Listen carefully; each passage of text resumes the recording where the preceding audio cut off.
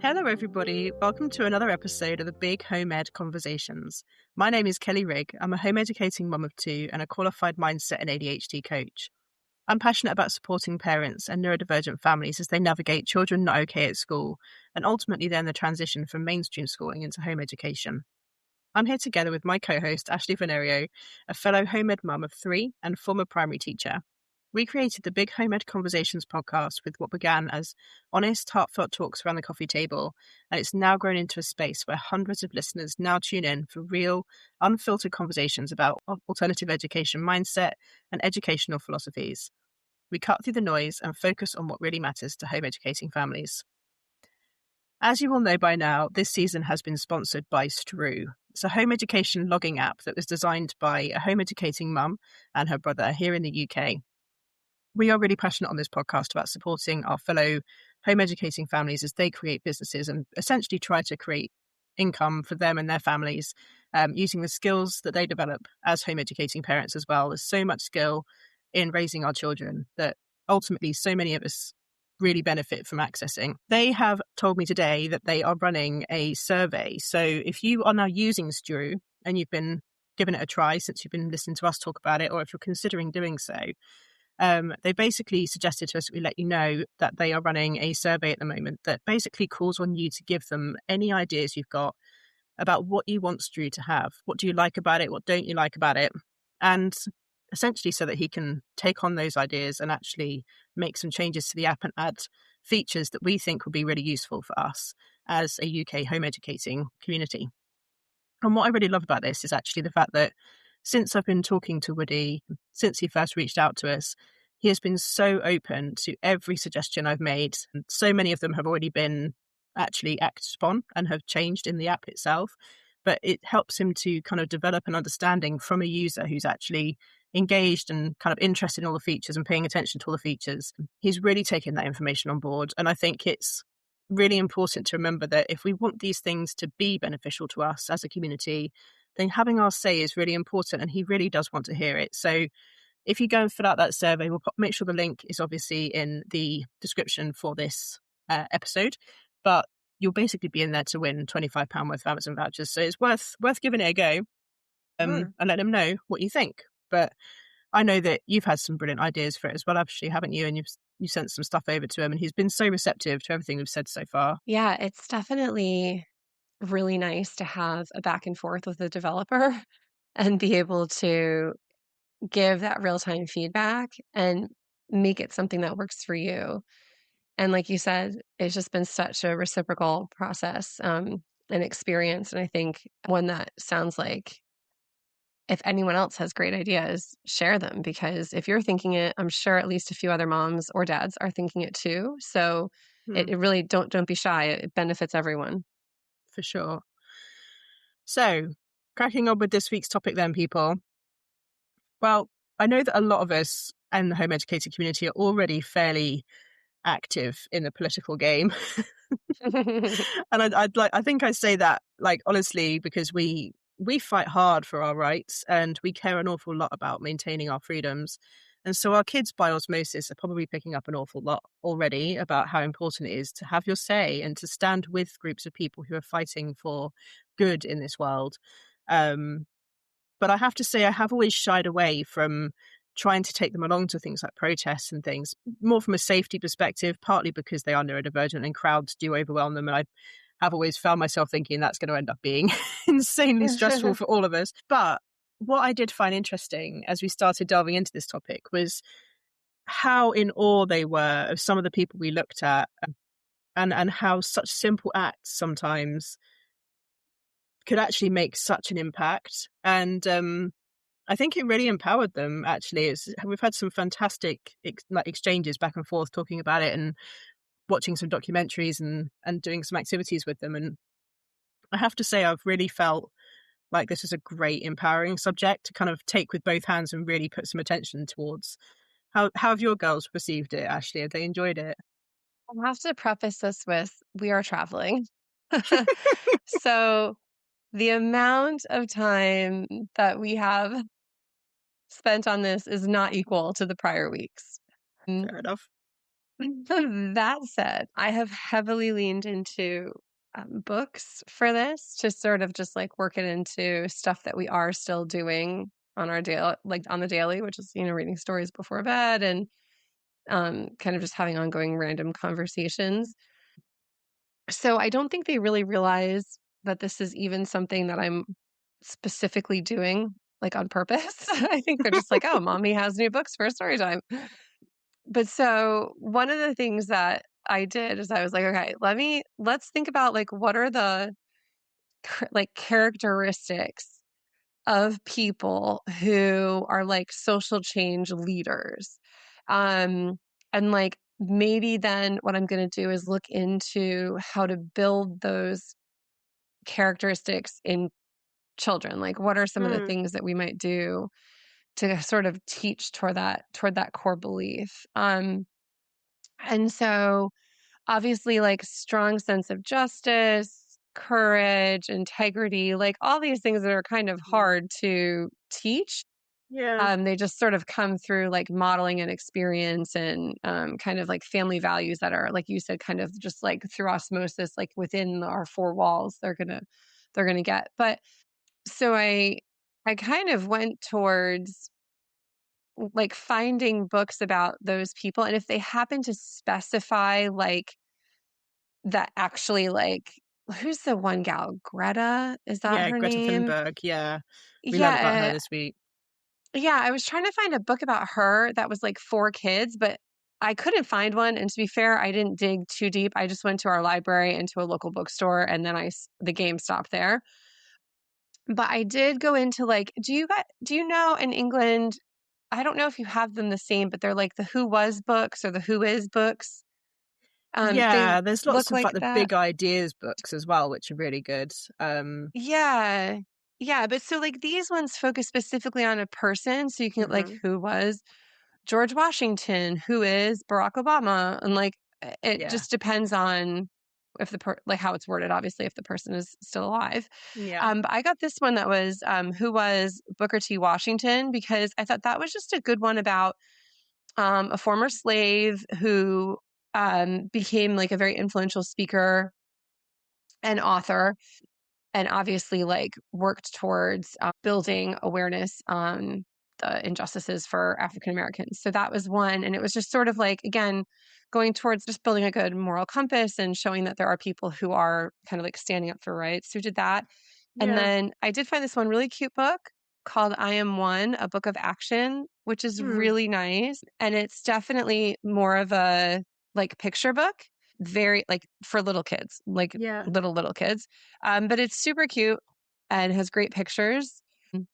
And then I got one book that I don't recommend unless you have older children who are like okay with like pretty raw reality depicted in books. I started reading it Mm. just myself and I was like, okay, my kids aren't ready for this. But Mm. it's called Refugee by Alan Gratz. It's Mm. Gratz. And this is a story. It follows three children and it is really good. But like the first chapter is so intense Mm. that I was just like, okay, I think this is for older kids. But I was talking to my friend about it, and her son read it, and he's 12. Mm. So I think my 12-year-old's not ready for it. Yeah. Depends on I maybe think it would, emotional maturity and if they'd be affected by it, I suppose. So it's a good idea to I read just it think she first. would have nightmares. Like I Mm. just think it would be really, I don't know. But then at the same time, it's like, oh, it would be good to expose these children. I mean, the child in the book is 11. So Yeah.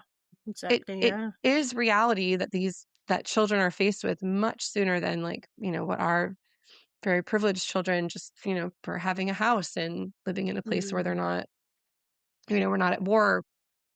It's not Yeah. directly involving them. I think one of the things which I found myself thinking as I was talking to my two about this, because obviously they're still quite young as well, like both under 10, and I was quite cautious of trying to find, for example, a documentary that was actually appropriate, that it wasn't going to like something really graphic or obviously very, very distressing to see. Yeah. Because I think initially when I was thinking about this is that actually I've always said like what I always found myself thinking, well, what can one person do? Like we can do the little things. We can recycle and we can have good beliefs and we can make sure we don't hurt animals and we can be a good person, we can drive sensibly, we can try and be economic, we can put solar panels on our roof, like we can do things, and absolutely all of those little actions add up to something big. But ultimately, I have always found myself wondering, what do protests really do? Like, how do people actually get themselves really heard by the people who can actually make an impact? And it was something which I did find myself thinking too as I was talking to them about things and not wanting to really upset them. But at the same time, as we were learning about Greta Thunberg, for example, I hope I'm pronouncing that correctly, she was super empowering. We did watch a short documentary about her on Netflix. It was Mm. the I think it's Live and Lead. It's the one that's been co-created with the Duke and Duchess of Sussex. But I'll find out the proper one anyway. I'll make sure I write it properly in the description. But it was a really good documentary. We watched the Greta Thunberg episode. That one is completely fine for younger children. I'm assuming some of the other ones might be for a bit more graphic because it is rated 16 plus.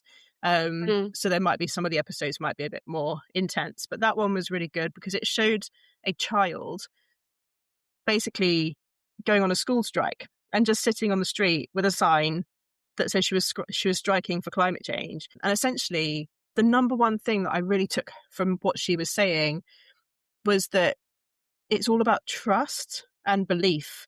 That if we listen to our children and show them that we are listening, that we hear them, that we care about what they care about, and when they are interested in something, learning about something, is concerned about something, that we don't just fob them off or say like, oh, well, like, there's nothing you can do about that, or like Mhm. whatever. It's got that encouragement, I guess, to kind of go, yeah, okay, I hear you. That's something to be really concerned about. What can we do about it?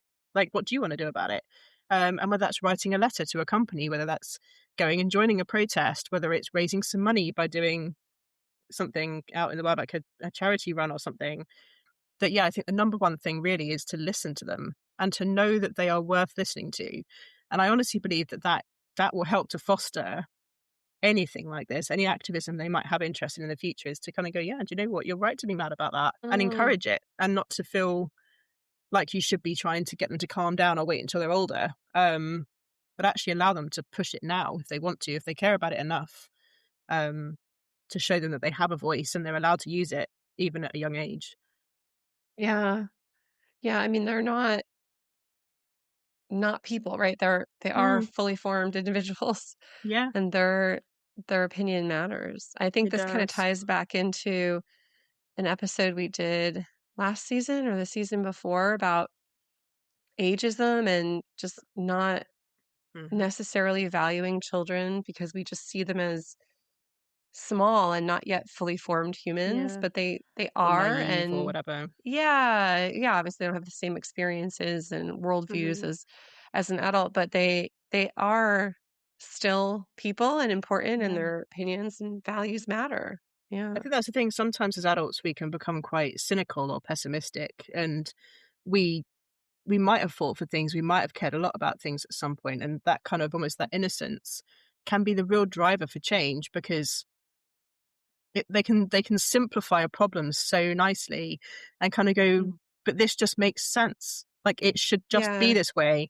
Like all of the people making an absolute fortune, for example, in the oil and gas industries, etc., that obviously countries are on their knees to those companies and the infrastructure needed to change. And she was like, it makes sense. Why are we not just doing it? Like the planet will Mhm. burn. What do we want? Do we want to die or do we want to have a planet that's still here in like 20, 30 years? Like, you guys need to stop. It needs to stop. We have to change. And you guys are just ignoring the science. Um, and I thought it was Yeah. really interesting kind of seeing how the kids were responding to it. So that when we were watching the documentary, I heard so many like wows and oh my goodness, look at that many people. Like it's gone from just her sitting on the street to having like a whole crowd around her, to having the news come and talk to her, to having people across the whole world campaigning with her. Like that must Mhm. be so amazing. Like, and you can feel the goosebumps. You could see the looks on their faces were just like, oh my goodness, like that's incredible. Like, look what she did. And it led to a really great conversation. I learned so much actually about what the UK's current climate action policies are, and what we're doing about it. And obviously we kind of approached this initially from that kind of angle. So we are doing the rainforest as a topic at the moment. So that was kind of helpful in a way because there's already a lot of kind of protest, social change going on around mass agriculture and the destruction of the rainforest and deforestation and like habitat loss, etc. And so there's already an awful lot of information about that, thankfully, in the world. So we're able to pull on Mhm. that quite a bit. So we did come at this from a very much a climate and like animals and caring for our planet kind of angle. But I was saying to them as well, like, there's so much that was illegal, not allowed. And it takes many, many voices, people being strong and brave and speaking up and saying, no, I'm not happy about this. And it does make an impact gradually. Yeah. It's Mhm. happening with neurodivergence right now. It's happening with homosexuality. It's happening with trans. It's happening with all kinds of important things, that things are changing. And that matters. It matters a lot. And it's really lovely to see them kind of going, yeah, like that's so good that those people did say that because it's not fair and it shouldn't be this way and it should change. And like, look at her standing up in front of that massive crowd of people and like, look, they look so important. And I'm just like, yeah, they are important, but they're not making the right decisions. They're not caring enough. And No. her passion is just so vital. And it reminded me of a few children I actually know, one in particular, who I know the mum is an avid listener. So she'll know exactly what I mean. But I've always said to her in particular that I can see them being an activist and they will make change on this world. Mhm. And it's so lovely because it's true. Like that passion and is vital. We need people who care that much. So yeah, sorry. I keep going off on a bit of like a passionate rant with this one because it has fired me up. I feel quite empowered by Yeah. it. Well, it just shows if we keep exposing our children to these types of individuals and just Mm, continuing to push that awareness, yeah. it is giving them hope isn't the right word, but the confidence to say, "Well, I could do that. Yeah. You know, this is just one girl. You know, Yeah.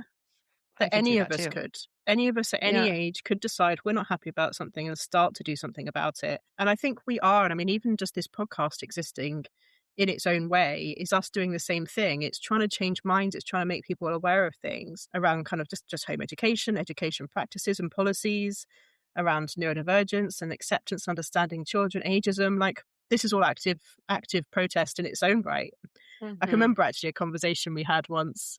Again, I think it was the same mum actually that I mentioned a minute ago. Obviously, not going to mention them by name for their own privacy reasons. But we were trying to explain to our kids that we're rebels by choosing to home educate. That we are, like, in a sense, activists against the education policies in the UK. We are standing up and saying, no, I don't agree with it, and I don't want to participate in it. And the kids are like, you guys aren't rebels. And I realised that frankly, two mums who just want to bake our own bread and eat good food and grow some stuff ourselves and maybe have a couple chickens in the backyard clearly do not look like rebels, but we are. And I love that. I love that. She kind of says to them, well, it's like a quiet protest. It's just stepping away from something and saying, nope, I don't want to use that. Thank you. Because the more people who do it, the more volume it speaks to the people who are wanting us to use those systems. Yeah, it makes me smile because of what I said about the osmosis thing. I think that just by actively living a life that says, "Do you know what, we don't agree with that, and so we're not going to do it," is in itself activism and will teach them to be kind of powerful about their Yeah. beliefs.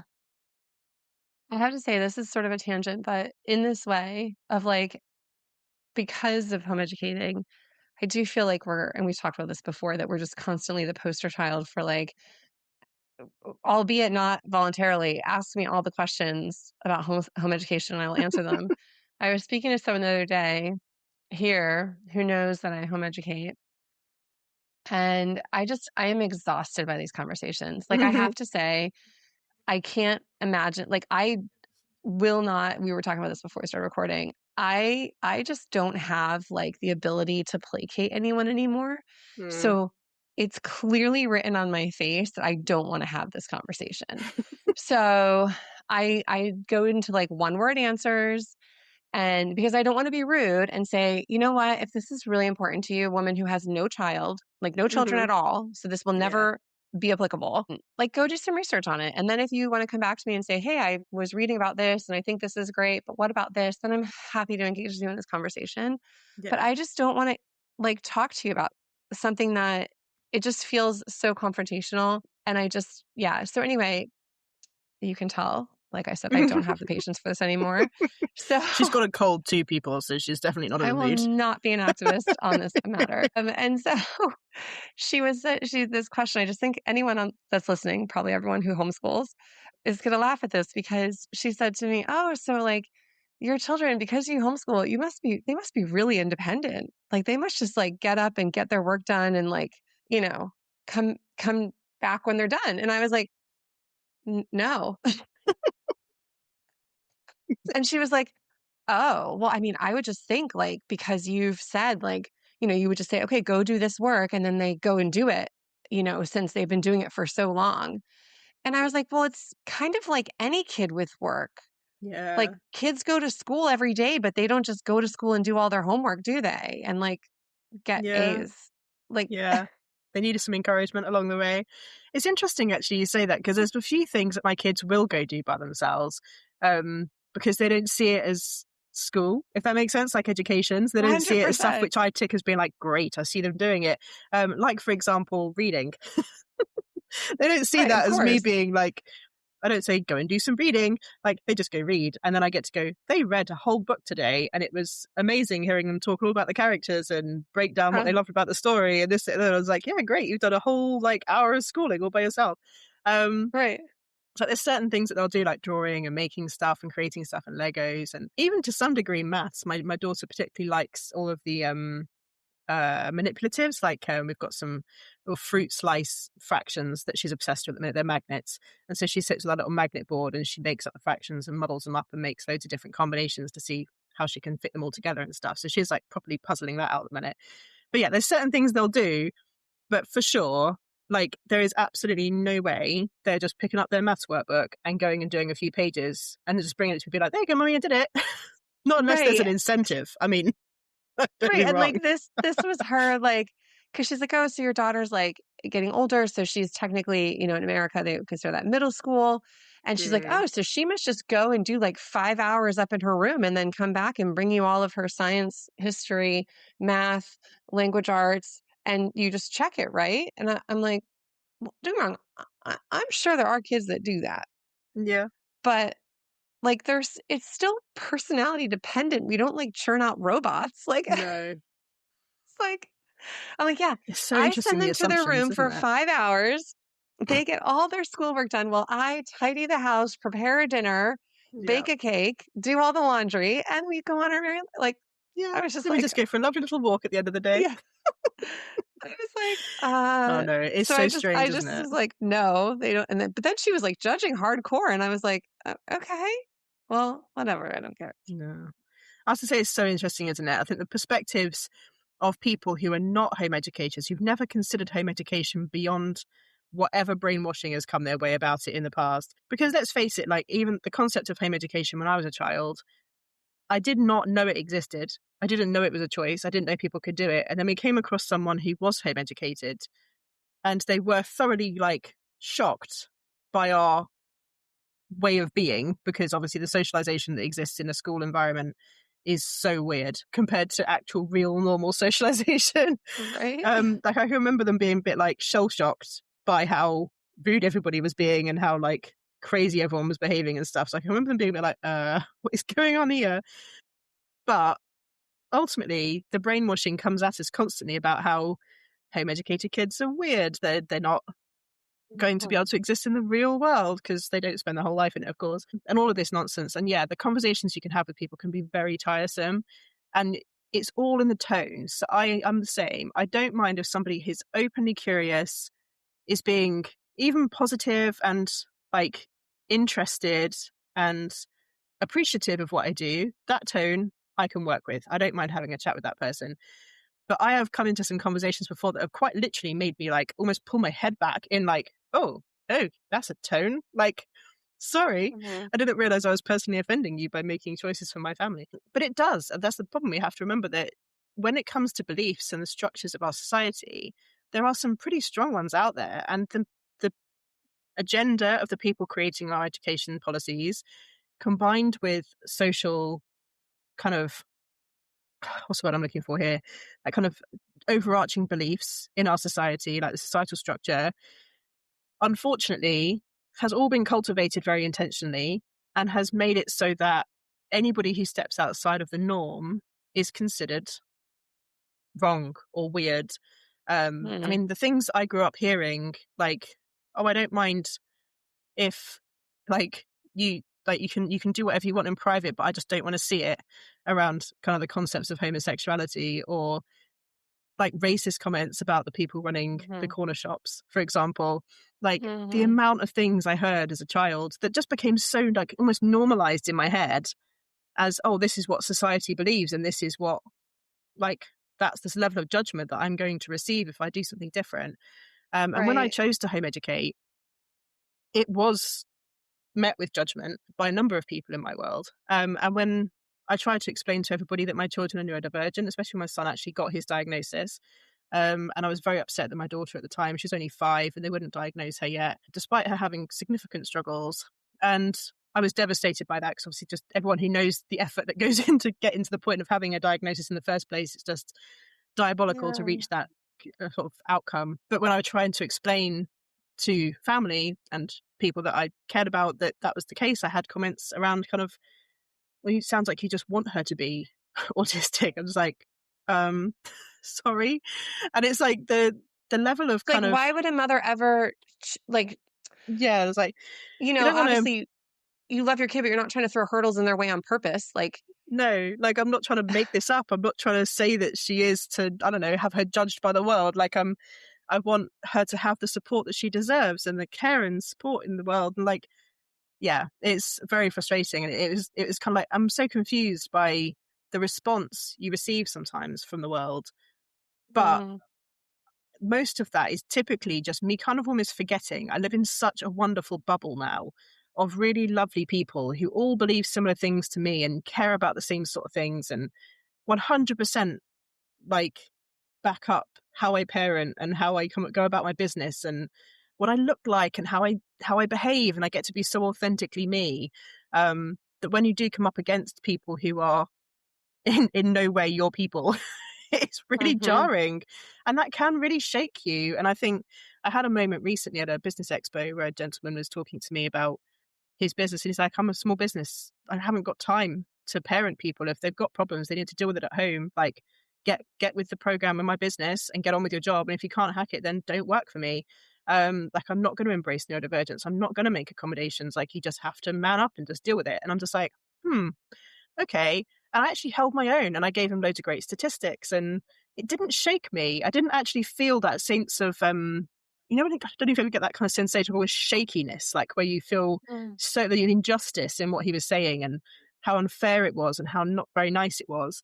I didn't get that sense of fear or shakiness in me in that moment. I actually was able to stand strong, voice some really helpful Mm. comments, even empathize with his concerns. That actually, this is very difficult for him to get an understanding of all of this, and it's obviously managing people is a whole lot more than simply paying them a salary. Like, that's a lot. There's a lot more to leadership than that. And in the end, shaking his hand and saying, "Look, fair enough. Like, you can walk away with your opinions. I'm going to stay with mine." It felt empowering to know that I was able to stand strong, say what I believed and the facts that I know, and the like, offer him some Mhm. guidance and thoughts. And at least he gave me the time of day to talk about it. And who knows, that might plant a seed that would help him to start to think about it down the line.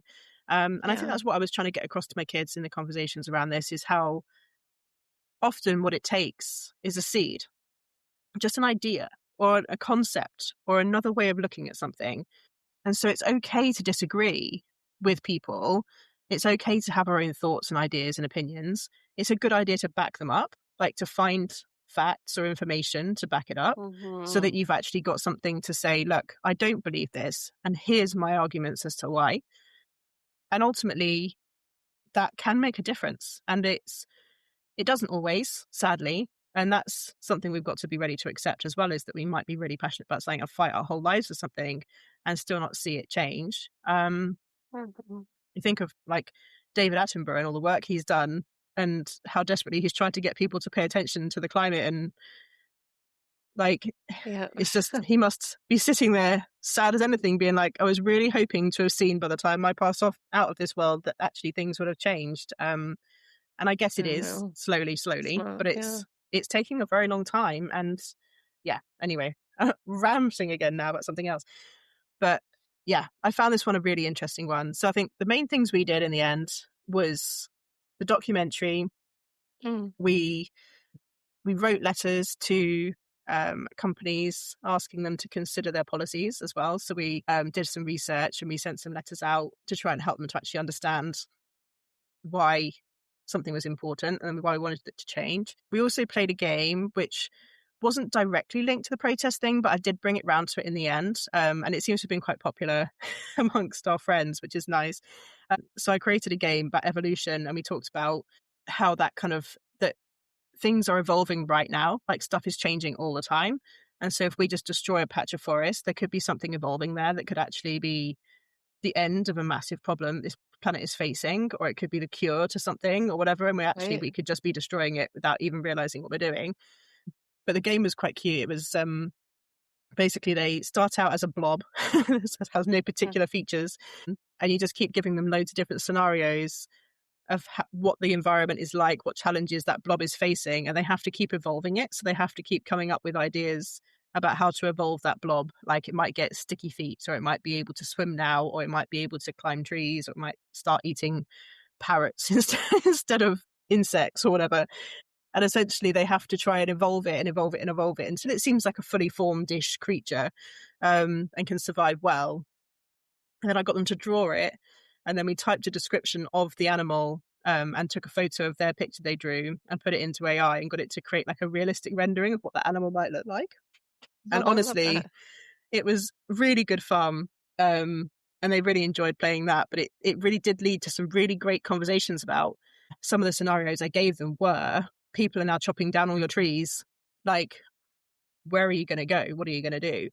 How will you adapt to survive that? It was just really, really interesting seeing them discussing some very important elements of how things shift and change depending on the environment they've got, how climate change and deforestation and things like that can actually affect the species in our world. That they really showed me they had a good grasping of that concept. But that was really good fun. It was a really fun game. They played it for like 2 hours in the end. They literally won't stop going on about it. They keep wanting to play another round. It takes forever. Pretty good though. So I'm hoping I can develop it into some other topics down the line, and we can bring it back out again for other, like the Antarctic and all the rest of it in the future. But what else did we do? I'm trying to think what else we actually, feel like I am forgetting something actually. So is there anything else that you managed to do with them? No, I feel like we just decided that this is the most we can manage while we're traveling. Hmm. But it is something that really sprung like this mm, idea of having like core values really tied into our day to day more intentionally than they have been. And I Mm. think, especially because right now I'm heavy into planning for the fall and like the next, like, school year, even though we do school year round, we just don't school when we're traveling. We are looking at what curriculum are we changing? What are we keeping the same? What are we adding in? And I definitely was looking, I think you mentioned like those big life journals. Hmm. I was thinking something like that, something that really has a inspirational, motivational type of a feel to it that just is continually reinforcing that like growth mindset, Mm. positivity, you're more powerful than you think kind of idea. Yeah. So, because I think those are the ones that I do feel really strongly about. And regardless of what they are passionate about, I want them to be equipped to create the change that they want to see. Hmm. And so I was like, instead, because at first I was like, maybe we'll do something where it's like, what do we feel really passionate about? It's going to be horses. Okay. So what can we do to help horses today? Like, what's Mm. something that you want to lean into and we can start to do that? And that was sort of what I was thinking. But because we're traveling, it would have been really tricky to like really Mm. implement anything in the time frame that we had just for the podcast sake. I mean, obviously we can do that in the future. So I thought, we'll focus more on like the qualities of these people and like learn about some of these people and how they're just everyday people, Yeah. but that they're brave and they're doing these things that are going against the grain. And Yeah. so that's where we spend our time. But I Mm. do envision something like that that's kind of like a project that we work on somehow Mm. that does probably revolve around horses and like rescuing horses. We did go to the horse sanctuary, which is like really cool, before we started traveling. That has It's a place for horses to go when they're done working. Mhm. So if they like were pulling carriages or police horses, they go and live this like amazing life. And it's was created with the idea of, if you have a horse, like a working horse, they don't get any time off. Yeah. So you could swap your horse. So you could let your horse go rest for 2 months and take another like loaner horse. Mhm. And it was just this really beautiful way to recognize that these animals also need a little bit of R&R, and then just a place for them to go when they like retire. Mhm. So obviously this relies heavily on donations and all of that. And that was something that I was thinking maybe we can see, like, what are some challenges? Can we raise money? Can we, donate our time? Can we just create more awareness? Is there policies that make this difficult that could be changed? Things like that. Yeah. So I think there's a lot we could do, but it just didn't fit with the timing of this specific podcast. But yeah, lots of Mm. things to think about. I think that's the thing. I think a lot of these subjects, as much as it's been wonderful to have these little taste a week or two to actually do the subject with our kids, it actually just helps us to realize the importance of maybe almost having a little jar or a hat somewhere that as you come up with an idea or a subject that you think could be really great to talk about with your kids, stick it in the jar. Grab it out when you're bored and you're running out of ideas, you don't know what to cover that day, or you're not sure where to take things next. Just grab an idea out of the jar and then give it a whirl for a day and see where it goes. Because so many of these subjects as well, 100% we will revisit the concept of activism and actually going protesting. We'll probably go and join a protest at some point. We'll probably go and do some sort of charity fundraising thing to go and do the pretty muddy things for cancer research. And obviously we've got a couple of people right now who we love who are fighting their fight. And I think the kids, my son especially, was like, yeah, I really want to do that. I want to raise some money for cancer research and try and help save some lives. And that was wonderful to see him be like, yeah, that's something I could do. Like I could make that money and I could go do that. Um, Mhm. and that was really lovely to see. And I think ultimately, the more we empower them and just give them options and say yes to helping them to do these things, like go, yeah, sure, if you want to do that, I'll help you fundraise, I'll help you get that money together. Um, and get them to go and, yeah, like do the things that they care about and do something about it. And this is going to come up time and time again with so many different topics. In most areas of learning, there is people out there who have fought fights to get us the freedoms that we now hold. And are fighting fights right now for the freedoms of people in the future. And ultimately, we have definitely got to keep giving our kids a chance to understand them, even if it's a bit scary sometimes, even if we are worried about them knowing that stuff's happening in the world, that they are part of the future and we're trying to create a lovely future for them as much as we can. But ultimately, they will have to use that voice one day. Um, and it's definitely better that they feel like they'll be listened to when that time comes. But it's definitely been a great topic. And I think it's something which is definitely going to keep bringing up things for us in the future. Yeah. So hopefully next week we've got an episode with Dr. Chris Bagley. He is an incredible psychologist who is doing some very, very, very important work in helping our young people to have the opportunity to empower their own education. So in partnership with B. Herbert, they've written a book about states of mind. So how adults and young people can work together to change education, but also access mental health services. So this kind of concept of having to send children to go and get diagnosed as having something wrong with them if they can't function in our education system, instead of actually saying, what could be different about your education system? How would that help you to actually access it? What could it look like that would actually make you feel more at home and relaxed and comfortable here? And then helping them to create that space for themselves. They've seen some absolutely incredible work happening here, and children kind of really empowering themselves to shift these kind of sort of schools and stuff that are actually embracing this idea and giving it a go. They're really seeing some massive change happening, and it's just really fascinating.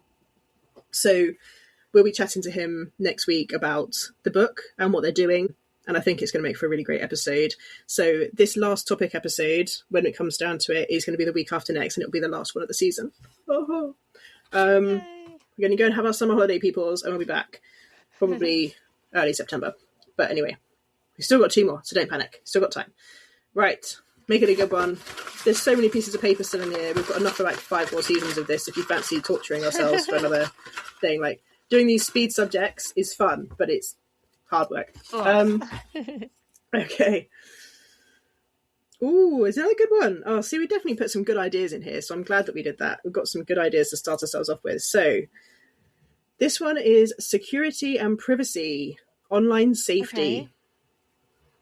It's a good subject. It's a very important one. Again, a bit serious. These poor kids, I feel like we probably should have put some more fun ones in there. I mean, I'm sure there were some really fun ones in there. But do you know what? This is a really important subject, and something which I think, as my son is getting older, and he is starting to use the computer more, he hasn't really started searching the internet and looking for things much himself yet. But no, mine either. It's not far away, right? Like, it will happen sooner than we think. And I think it is, we definitely have had some conversations around this already, but I think it will be a really good, for me to actually think about what actual safety things should we be considering and factoring in as they kind of come of age and start using computers more and more. But yeah, also, I mean, I guess privacy in other parts of life and keeping ourselves secure and safe in the real world as well, like not just online. But yeah, there's lots of like really fun tech to this too. Like, some of the stuff that helps to keep us safe online is really fascinating. I highly recommend looking at the how Google, you know, the reCAPTCHA things where it just says, are you a human? And you just tick a box. Like, I only found out recently how that works. They like check your history, don't they? Something like that, yeah. And it's also the way you've moved your mouse. Like, so fascinating. Like, really, really cool. So there's some really cool stuff happening in this world. And obviously our kids are growing up into this tech-ridden world as well. And very much likely could end up working in this area themselves, developing things, coding and creating ed tech or tech that will have this stuff in mind. So it's, there's lots around this actually. The more I think about it now, the more I can see there's lots of angles we could take with this one as well. So that's our topic for this time. So security and privacy and online safety whilst you're just trying to hang out at the beach. Enjoy. Honestly, should tie right in. Yeah, so relevant to what you're currently doing. I suppose there might be a little bit of that, I suppose, sort of stranger danger and all that. I know, different way, but yes. Yeah. All right, guys. Well, have a wonderful week. We'll speak to you again next week. Take care, guys. Bye-bye. You've been listening to the Big Home Ed Conversations podcast. Thanks for tuning in. Don't forget to subscribe, leave a review, and share with a friend.